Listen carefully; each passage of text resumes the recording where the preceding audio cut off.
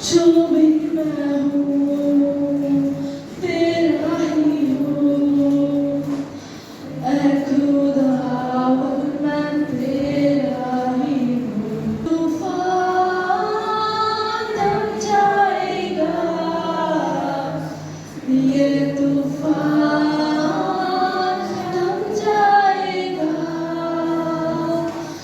तेरी आत्मा के द्वारा, यीशु तेरी आत्मा के द्वारा।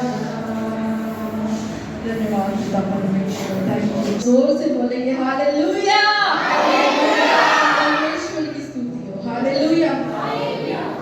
मैं विश्वास करती हूँ कि जो भी आपने पिछले संडे सीखा हो अपने जीवन में अपने काम में लाया हो, क्योंकि जो भी आप सुनते हैं तो उसको आपको करना जरूरी होता है, तो ही आप आशीष को पाते हैं, हालेलुया। तो आज हम लोग 3 प्रकार की बातों को सीखेंगे वचनों के द्वारा। पहला है एक मनुष्य कैसे मसीह बनता है, हालेलुया। कैसे मसीह बनता है और कैसे प्रभु उसका उपयोग करता है, और उसके लिए मेहनत की जरूरत नहीं है, जैसा हम मेहनत हालेलुया। हम पहले, फिर सेकंड, हम पहले क्या थे और आज हम क्या करना चाहिए और क्या कर रहे हैं, इस पे ध्यान देंगे। मसीह में हमारा आचरण यानी कि चरित्र कैसा होना चाहिए, कलीसिया में भी और बाहर भी, हालेलुया। तो प्रभु को धन्यवाद इन सारे वचनों के लिए जो प्रभु ने आज आप लोगों के सामने रखे हैं। तो ऐसा कौन सा चीज है जो हमें चेंज कर सकता है? पवित्र शास्त्र, बाइबल। बाइबल ही है जो आपको चेंज कर सकती है, वचन ही है। जैसे कि आपने लाजर और किसका, अब्राहम की कहानी में सुना, उनको क्या उसने क्या बोला धनी ने कि इसको भेज मेरे घर पे, तो उसने क्या बोला, उसके पास क्या है, पवित्र शास्त्र है और सिखाने वाले भी हैं, जैसा कि आज पास्टर जी है। मैं उनका धन्यवाद करती हूँ कि उन्होंने मुझे इस पोजीशन पे, क्योंकि पति है जो पत्नी को बनाता है, हालेलुया।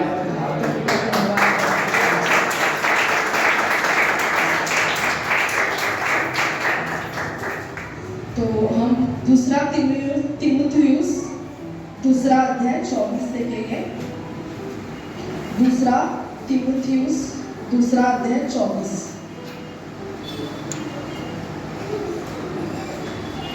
सुनील ब्रदर, आज सॉरी आप पढ़ना मत, सिस्टर पढ़ेंगे, ओके? सिस्टर मेंबर में से पढ़ेंगे। कौन अवेल है आप लोगों में? हाँ, अच्छा ठीक है, जोर से पढ़ना ताकि सबको सुनाई दे। अपना बेस्ट दीजिए सेवकाई में। दूसरा तीमुथियुस दूसरा अध्याय 24।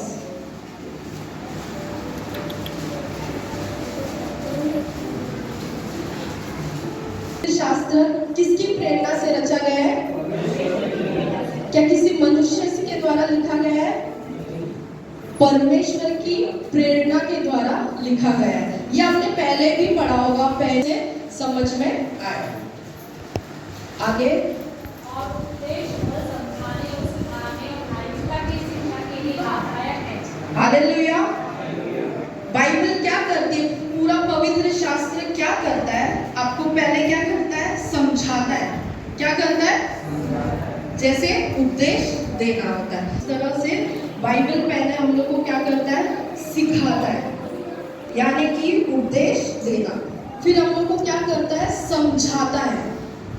वचनों के द्वारा हमें क्या करना चाहिए? समझना। जैसे कि यीशु मसीह हमेशा उदाहरण के द्वारा बातें करते थे ताकि लोग अच्छी तरीके से सीखें। फिर सुधारता है, और वचन अपने को सुधारता है, यानी कि हम लोग कुछ बुरा काम करते होते हैं तो हम उसे छोड़ देते हैं। फिर थर्ड क्या है? धार्मिकता की शिक्षा देता है। धार्मिकता क्या है? वो नहीं है जो लोग कहते हैं कि मेरा धर्म छोड़ दिया। धार्मिकता ये है कि अच्छे बनो, पवित्र बनो, परमेश्वर जिसने हमें बनाया उसको पूजा करो। हालेलुया। धार्मिकता और लाभदायक, यानी कि सारी शिक्षा जब हमें मिलती है तो ये हमारे लिए अच्छी होती है, आशीष के लिए। आमीन। जो अगर हम लोग इसको अगर हम लोग अपने जीवन में काम में लाएंगे तो हमारे लिए ये क्या है, आशीष का कारण है, यानी कि लाभदायक है। और फिर क्या करता है, सिद्ध करता है।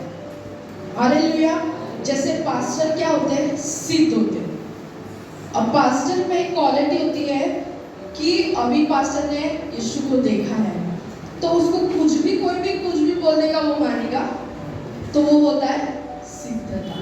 वो भटकता, इसने बोला उसने बोला वो सुनता नहीं है।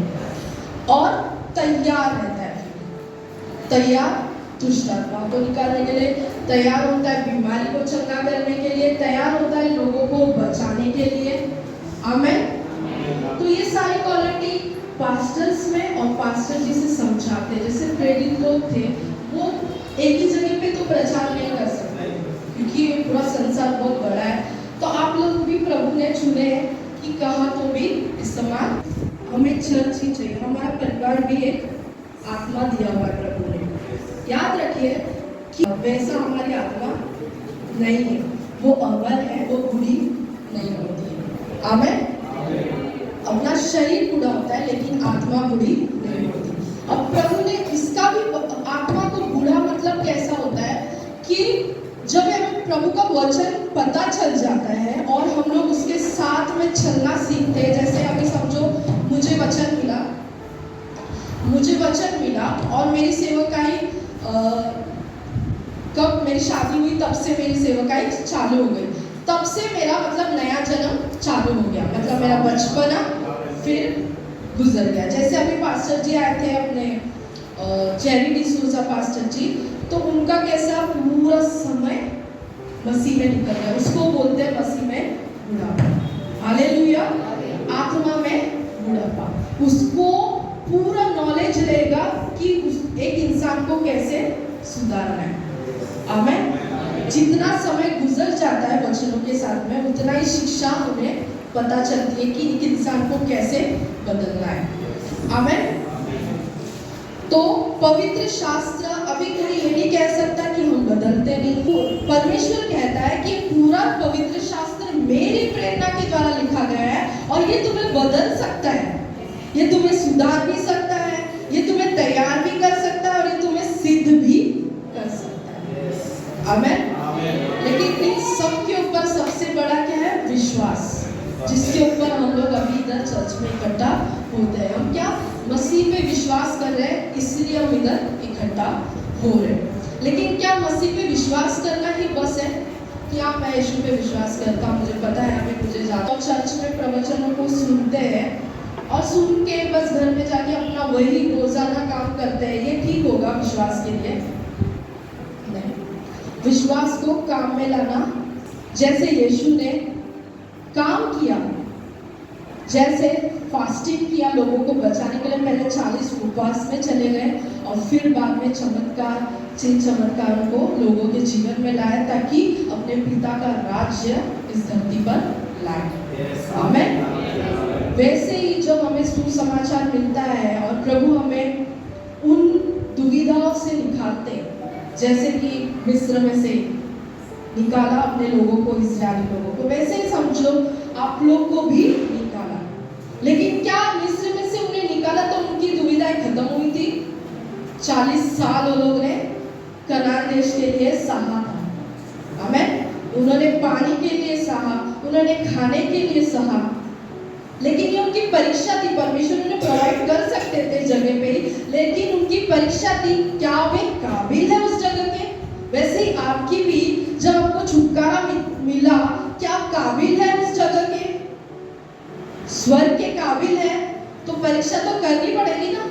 शैतान की तो नहीं की प्रभु ने, उसको बनाया, हीरो मोती से सजाया, लेकिन उसने क्या कर दिया? धोखा किया, घमंड किया। वैसे ही हमारे अंदर ना हो, इसलिए प्रभु हमें परखता है। आमीन। लेकिन जब हम प्रार्थना में होते हैं, उसकी उपस्थिति में होते हैं, उसकी दाहिने हाथ के नीचे हमेशा रहते हैं, तो ये परीक्षा भी हमारे लिए कुछ भी नहीं होती। कुछ समय पहले मैं ऐसे समस्या से होके गुजर रही थी, तो मैं अपने बेड पे बैठी और एक काला शैडो आके बाजू में बैठ गया और मुझे क्या बोला कि देख मैंने क्या कर दिया है।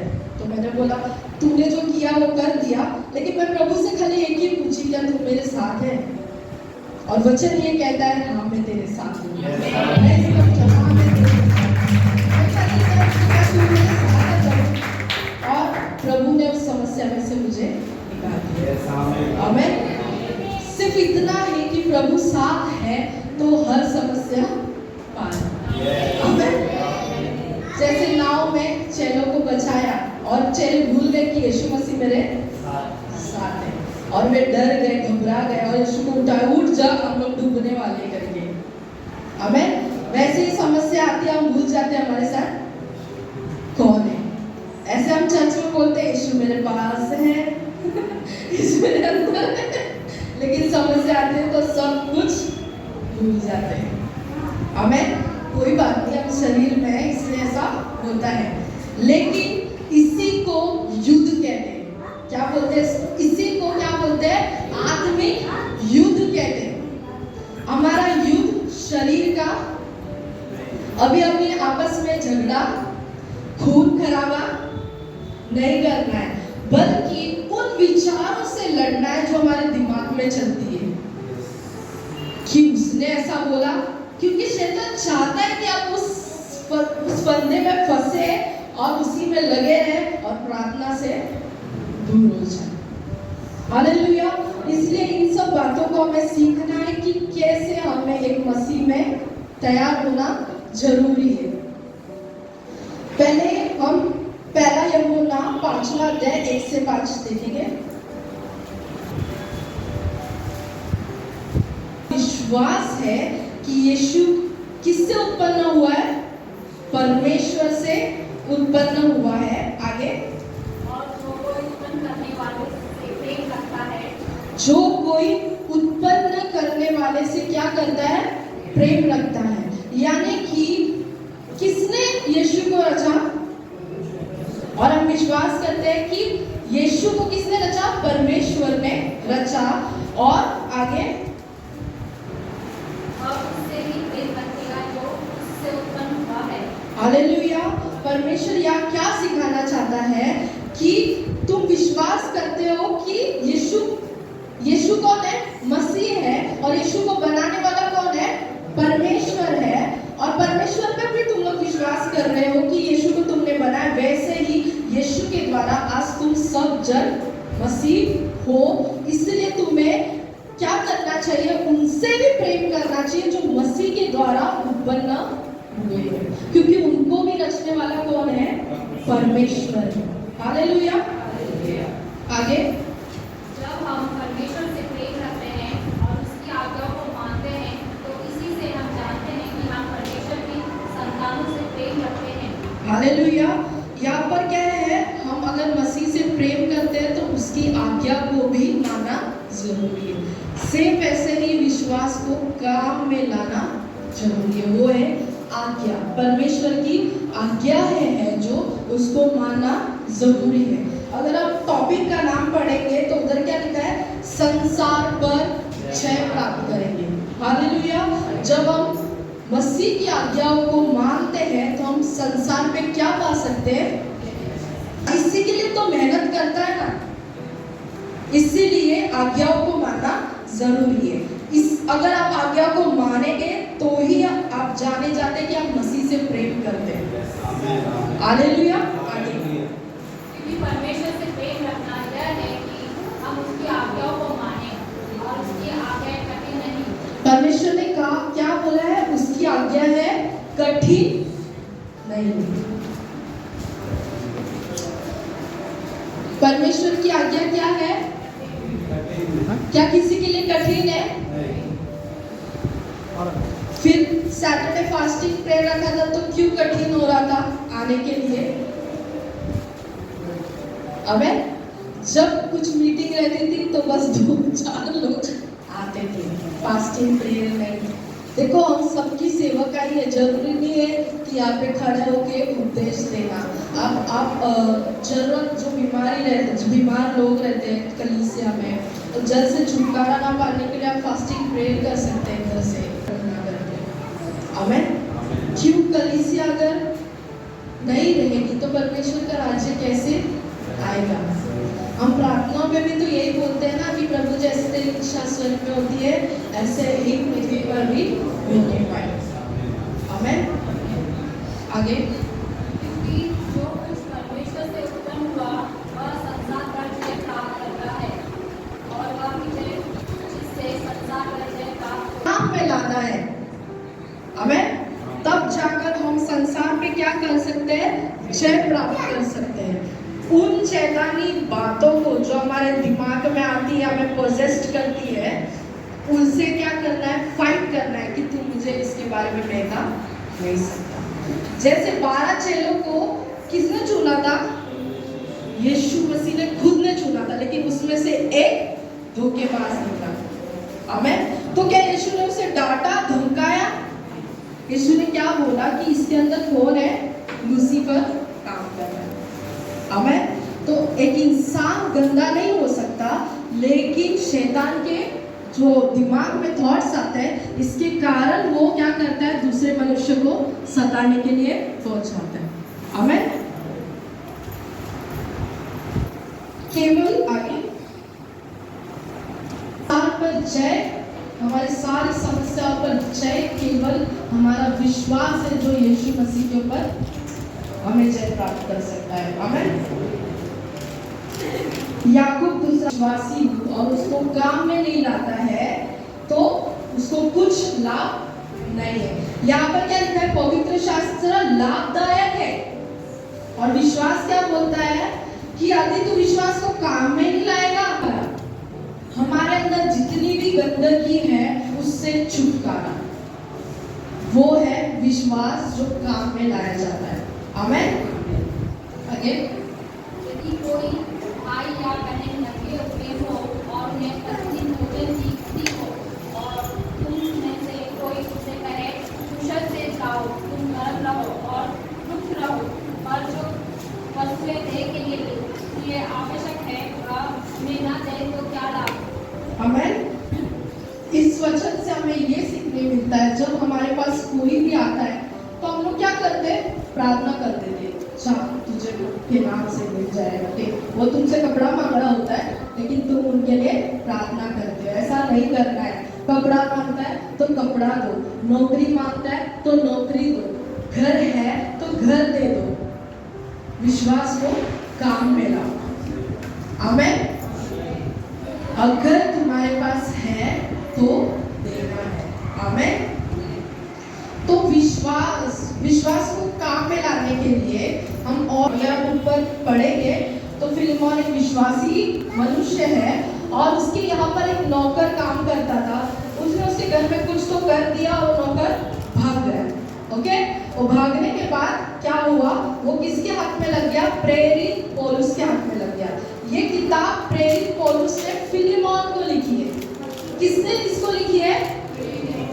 प्रेरित पौलुस, जो मसीह लोगों को मानता था पहले।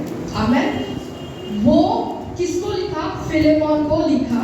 कब लिखा? जब वो जेल में था, मसीह की सेवा करते करते जेल में था।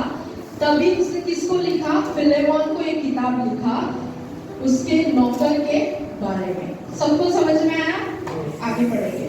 क्योंकि हे भाइयों, मुझे तेरे प्रेम से बहुत आनंद और शांति मिली है, इसीलिए कि तेरे द्वारा पवित्र लोगों के मन हरे भरे हो गए हैं।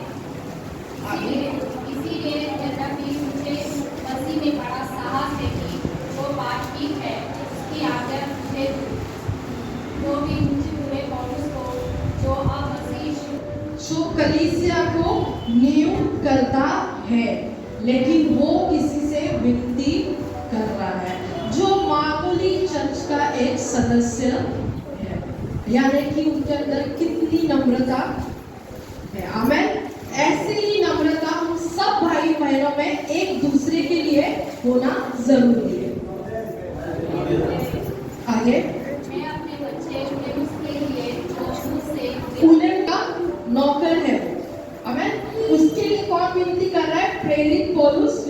है, आगे लिखेंगे। जो मुझसे मेरी खेत में जन्मा है। आमेन। जब हम किसी को प्रचार करते हैं तो वो व्यक्ति आपके लिए पेट से जन्मा हुआ व्यक्ति बन जाता है, उसके लिए आप बुरा नहीं सोच सकते। आमेन। जिस प्रकार आप अपने बच्चों को प्यार करते हैं उसी प्रकार से जब आप किसी को प्रचार करते हैं तो वो आपसे पेट से जलता है। आमेन। आगे। वह तो पहले तेरे कुछ काम का ना था, पर अब तेरे और मेरे दोनों के बड़े काम का है। हालेलुया। उसी इसी को अर्थात जो मेरे हृदय का टुकड़ा है मैंने तेरे पास लौटा दिया है। आमेन। जब वो जेल में था तो प्रेरित पौलुस ने उसको क्या दिया? प्रेम दिया। आमेन। आज यीशु मसीह भी हमको क्या करता है? माता का प्रेम देता है। जिसके पास माँ नहीं है उसको माँ का प्रेम देता है, जिसके पास पप्पा नहीं पप्पा का प्रेम देता है।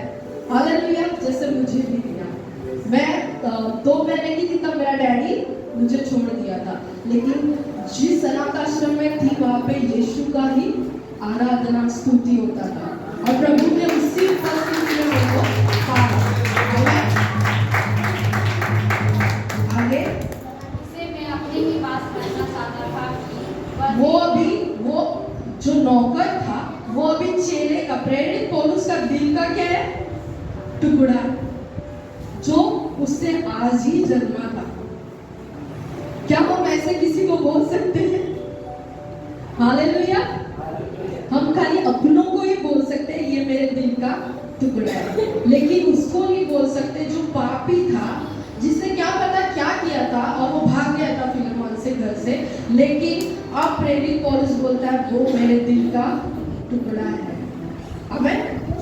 आगे। कि वह तेरी ओर से इस खेत में जो सुसमाचार के कारण है मेरी सेवा करे। आमेन। प्रेरित पौलुस ने जब उसको प्रचार किया तब वो प्रेरित का सेवक बन गया था। किसका? किसने प्रचार किया था? प्रेरित पौलुस ने उसे प्रचार किया, तो अब वो किसका सेवक बनता है? प्रेरित पौलुस का। लेकिन प्रेरित पौलुस बोलता है फिलेमोन को कि मैं चाहता तो इसको मेरे पास ही रखता, लेकिन ये मुझे ठीक नहीं लगता। आगे। पर मैंने तेरी इच्छा बिना कुछ भी करना न चाहा कि तेरी यह कृपा दबाव से नहीं पर आनंद से हो। आमेन। जब उसने क्या किया? फिलेमोन को ये लेटर लिखा कि मैंने उसको प्रचार किया और मैं चाहता हूँ कि मैं इसे अपने पास रख लूं, लेकिन मैं तेरी इच्छा जाने बगैर इसको रख नहीं सकता, क्योंकि ये तेरी खुशी होनी जरूरी है। आमेन। जैसे प्रेरित पौलुस का मन है, देखो कैसा है, आज सभी का ऐसा ही होना जरूरी है। आगे। क्योंकि क्या जानेगा तू है वो तेरा भाई है और भाई जान के ही तू उसके साथ व्यवहार करना। आमेन। अब तक तो वो दास था, लेकिन अब क्या बन गया? आमेन। जैसे कि हम पहले अध्याय में प्रभु क्या करता है? उपदेश देता है, फिर समझाता है, फिर सुधारता है, फिर उसको धर्म क्या है बताता है। जैसे एक व्यक्ति जो जेल में था, जो बुरा था, उसको प्रेरित पौलुस ने क्या कर दिया? एक अच्छा इंसान बनाया और उसको तैयार कर रहा है फिलेमोन के पास सेवकाई के लिए भेजने के लिए। अब वो तेरे भी काम का है, मेरे काम का है, प्लस तेरे भी। यहाँ पे कोई भी अपने आप को कभी भी ऐसा ना समझे मैं गंदा हूँ, मैं किसी काम का नहीं, जो भी है। आमेन। आगे। यदि तू मुझे अपना सहभागी समझता है तो उसे इस प्रकार ग्रहण कर जैसे मुझे, यदि उसने तेरी कुछ हानि की है भी किया। यहाँ पे प्रेरित पौलुस ने उसका पाप बताया, उसने क्या किया क्यों जेल में। आज हम सब भाई बहन एक दूसरे के पाप बताने में बड़े माहिर होते हैं, इसने ये कर दिया, उसने वो कर दिया, उसने वैसा कर दिया, लेकिन प्रेरित पौलुस ने क्या उसका पाप बताया? याद रखिए, खुद परमेश्वर भी आपके पाप को देख के आपको बुलाया नहीं, आपके अंदर जो अच्छाई है ना उसको देख के यहाँ पे बुलाया। आमेन। वो एक अच्छाई क्यों ना हो, उसी के द्वारा आप सुधरोगे। हालेलुया।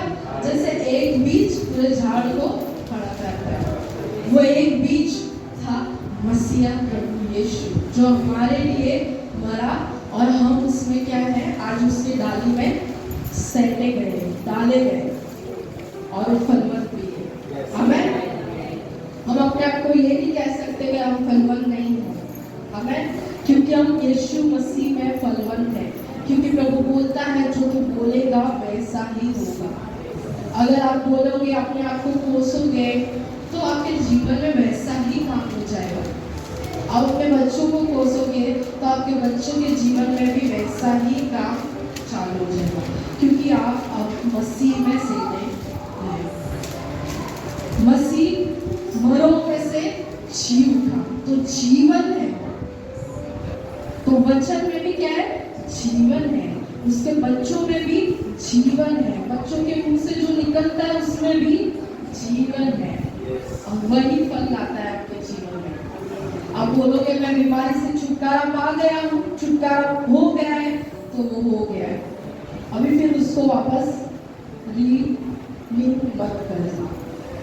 जैसे कि हम अब ये स्टोरी आपको समझ में आई, हमें कि परमेश्वर हमारे पाप को कभी नहीं देखता। अगर आप दानियल की किताब, वचन कहता है इस दुनिया में कोई भी ऐसा नहीं जिसने पाप नहीं किया, तो पाप तो लिखना चाहिए था, लेकिन अब दानियल की किताब में भी पढ़ेंगे तो दानियल का पाप भी परमेश्वर ने स्मरण नहीं किया, क्योंकि वो प्रभु की उपस्थिति में बैठा रहता है। हमें परमेश्वर हमारे पापों को भूल जाता है, जब भूल गया तो वापस लेता है। जैसे एक जो व्यभिचारी स्त्री थी, उसको क्या बोला परमेश्वर ने कि तू फिर कभी पाप, उसका पाप क्षमा हो गया, अब तू फिर मत करना। पाप ये है, सोच रहे हैं उसी के बारे में, मत सोचिए, उसे कैंसिल कीजिए। उन बातों को जो शैतान आपके मन में लाता है कि तूने ये किया, तूने वो किया, तू किसी काम का नहीं है, तो उसको क्या करना है, डांटना है, अपने जीवन से निकाल देना है कि मैं मसीह में नई सृष्टि हूँ, मैं सब कुछ कर सकती हूँ। हालेलुया।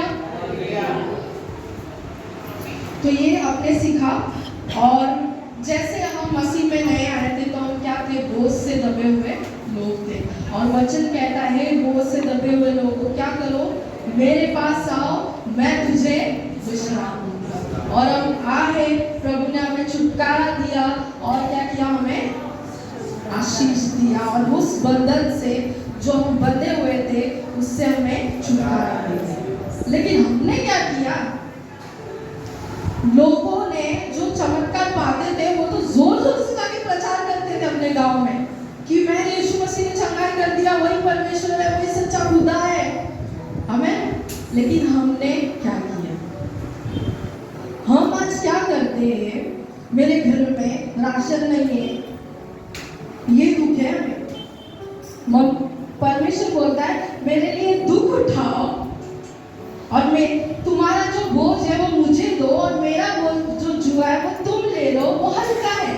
अब यीशु मसीह का जुआ क्या है, वो क्या करता था, प्रचार करता था, लोगों को परमेश्वर के बारे में बताता था, परमेश्वर का राज्य इस धरती पर लाया। परमेश्वर का जुआ ये है जो हमें उठाना है। और प्रभु बोलता है तू मेरे पीछे चल, तो सारी वस्तुएं जो संसार की तेरे पीछे चलेगी। हमें, लेकिन हम क्या कर रहे हैं, हम अपनी दुविधा के अंदर अभी तक फंसे हैं। मतलब जो बोझ हमने प्रभु को दिया वो वापस से भी ले लिया। हमें, हम लोग वही सोच रहे हैं जो हम पुराने टाइम में सोचते थे कि घर में ये नहीं है, घर में वो नहीं है, मेरा घर नहीं है, मेरा रेंट भरना है, मुझे मेरे काम में मेरा सेठ ऐसा कर रहा है, मेरे साथ में ऐसा। ये सब बातों को अभी सोचते हैं, ये सारी बातें हम एक दूसरे से शेयर करते हैं जो कि गलत है। हमें ना तो हम खुद आशीष पा रहे, ना दूसरों को आशीष पाने। हमें ये ऐसी बातें करके ना तो हम खुद आशीष पाते, ना हम दूसरों को आशीषित होने देते। मैंने ये पाप किया, मैंने वो पाप किया, मैं तो ऐसा हूँ। हाँ, परमेश्वर की गवाही को दो जो परमेश्वर ने तुम्हारे जीवन में किया है, इसके अलावा कुछ जैसे पास्टर जी बोलते हैं कि आप संगति करते हैं तो संगति में क्या को बताना है, अपनी गवाही और परमेश्वर का वचन जो आप लोग पढ़ते हैं घर में। मैं टाइटैनिक आपको पता है जहाज बनाया था बड़ा टाइटैनिक, वो डूब गया एक ही दिन में। तो उसमें एक पास्टर थे, वो पास्टर जब टाइटैनिक डूब रहा था तो उसके पास एक लाइफ जैकेट था और उसने क्या किया, उसके पास एक बेटी थी, उसकी पत्नी भी थी, पास्टर और बच्चा था एक उसके पास। तो उसने कहा चार बातें मैंने क्या किया, अपनी बेटी को क्या किया, उस लाइफ बोट में बिठा दिया और भेज दिया, मतलब बच जाने के लिए। और उस पास्टर खुद भी बच सकता था, लेकिन उसने क्या किया, उस पानी में उतरा जो पानी इतना ठंडा था क्योंकि बर्फ के टुकड़े से ही टाइटैनिक की पूरा खत्म हो गया था जहाज। तो उस पास्टर ने उस पानी में उतरा और वो प्रचार करने लगा, क्या तू बचाया गया है, क्या तू बचाया गया है। ऐसा करके एक लड़का था, उसको वो प्रचार कर रहा था, मतलब वो लड़का जा रहा था वापस से उस पास्टर के पास ही आ रहा था, पानी के द्वारा पास्टर के पास ही आ रहा है। तो वो लड़का बोलता है मैं पानी में मर रहा हूँ, तो मुझे पूछता है कि क्या तू बचाया गया है, ये कौन सा सवाल है करके कि बचाया गया। तो उसने बोला कि जैसे मैं बचाया गया हूँ यीशु के नाम से मैं बचाया, वैसे तू भी यीशु को ग्रहण कर तो तू भी बचाया जाएगा, ऐसे उसको बोला। तो वो सोचने लगा, फिर पानी में गया, फिर उसके पास आया, तो फिर वो बोलता है पास्टर क्या तू बचाया गया है, तो बोलता है कौन है यीशु, ला मैं उसके ऊपर विश्वास करता हूँ, क्या वो मुझे बचाएगा। तो वो क्या करता है, पास्टर अपना लाइफ जैकेट निकालता है, उसको पहनाता है और खुद मर जाता है। आमीन। उस पानी में उसको पहनाता है और बोट आती है उसको लेके जाती है, और उस दिन से वो लड़का विश्वासी बन जाता है कि कोई था जो मेरे लिए जान दिया और मुझे बचाया, सच्चाई का प्रचार किया उसने, जिंदगी दी। आमीन। वैसे ही हम जब प्रभु को ग्रहण करते हैं तो प्रभु की जो जिम्मेदारियां होती है वो हम पर आ जाती है। आमीन। जैसे यीशु ने अपने आप को क्रूस पे हमारे लिए दे दिया, और परमेश्वर ने क्या बोला, मैंने अपने एकलौते पुत्र को तुम्हारे लिए दे दिया। आमीन। इतने सारे बच्चों के लिए मैंने अपना एक, आप दे दोगे एकलौता पुत्र, नहीं दे पाओगे ना, पर परमेश्वर ने अपना एकलौता पुत्र दे दिया, उसने भी गिविंग दिया। परमेश्वर ने, यीशु ने भी अपने आप को गिविंग दिया, प्रेरितों ने भी अपने आप को गिविंग दिया, अपना बेस्ट दिया कि नहीं दिया, प्रेरित के लिए दे दिया। आमीन। ऐसे ही हमें जब हम प्रभु का जुआ उठाते हैं तो हमें भी ये नहीं सोचना है कि घर में भाजी बनी है कि नहीं बनी है, बुलाया मेरे को सुसमाचार प्रचार के लिए, मुझे जाना है। जब चर्च से निकलते हैं हम प्रार्थना बहुत करते हैं, मेरे घर में ऐसा हो जाए, मुझे घर मिल जाए ऐसा, पर प्रभु की इच्छा अनुसार प्रार्थना नहीं करते कि प्रभु मैं सेवकाई के लिए क्या करूं, मुझे बचाया है तूने, मैं तेरे लिए क्या करूं, जो मेरी छोटी सेवकाई है उसको तू बड़ा बना, भी जो मैं अभी झाड़ू पोछा कर रहा हूं ना इससे भी बड़ा बना मुझे, मैं इतने से भी खुश नहीं, मुझे ज्यादा चाहिए। आमीन। सेवकाई ज्यादा चाहिए मुझे, ताकि तेरी महिमा लाभदायक, आशीषों के लिए, उन्नति के लिए, लोगों के लिए। और अगर आप इतने ज्यादा अच्छे बन गए तो मुझे लगता है सारी जेलें खलास, उसको मतलब पुलिस स्टेशन जरूरी नहीं है ना, कुछ भी जरूरी नहीं होगा फिर तो इस दुनिया में। लेकिन ऐसा होना, परमेश्वर ने सारी वस्तुएं बनाई है कुछ लोगों के लिए, ये और हमें भी लिखा है, और बहुतों को आग में झपेट कर निकालो। और बहुत से लोग जितना स्वर्ग में नहीं जा रहे, वो कितना कितना कितना नरक में जा रहे हैं। हमें बहुतों को उन गंदगियों में से निकालो, हमें झपेट कर यानी कि कूद निकालो। हम जीवित हैं, हम कर सकते हैं। आमीन। और क्या है, शरीर के द्वारा जो शरीर के काम है उसको हमें नहीं करना है, कलंकित करना है। आमीन। जो हमारे अंदर गंदी चीजें उसे श्राप देना है, बीमारियों को श्राप देना है। और कई आदतें आप लोगों को पता होगी अपने अंदर क्या क्या गंदी आदतें हैं, उसको श्राप देके निकालना है। आमेन। तो पहला हमने क्या सीखा कि एक मनुष्य कैसे मसीह बनता है, यानी कि ये सारे स्वभाव उसके अंदर आ जाते हैं। जैसे प्रेरित पौलुस ने उस लड़के को तैयार किया और उसे भेज दिया। क्या लड़के ने सेवकाई मांगी थी, लेकिन उसे मिल गई। आमेन। तो ये सारे स्वभाव परमेश्वर हमें डालता है। पहले उपदेश देता है, समझाता है, सुधारता है। ये सब तुरंत तो नहीं होगा। इजराइल लोगों को भी 40 साल लग गए। आमेन। ये सब प्रोफेट्स में वो हो के गुजरे। कैसे सेवकाई को करते थे कि बीच में उन्होंने कभी सांसारिक बातें नहीं की कि ऐसा घर का जो भी परिस्थिति है वो कभी भी शो नहीं किया कि मेरी माँ बारे में। आमेन। अगर हम लोग देखेंगे 16 अध्याय, मेरे पहले प्रतिवाद के समय किसी ने भी मेरा साथ नहीं दिया, वरना सब ने मुझे छोड़ दिया था। यानी कि चेले जो प्रेरित कलीसिया को स्थापित करते थे उन्हें भी अकेलापन महसूस होता था अपनी सेवकाई में। आगे देखेंगे, परंतु प्रभु मेरा सहायक रहा और मुझे सामर्थ दी ताकि मेरे द्वारा पूरा प्रचार हो और सब अन्य जातियां सुन ले। आमेन। कि कैसे उन्होंने दुख उठाया। चेले दुख इसलिए उठाते प्रचार के लिए, आमेन, सेवकाई के लिए, ना कि अन्य बातों के लिए। आमेन।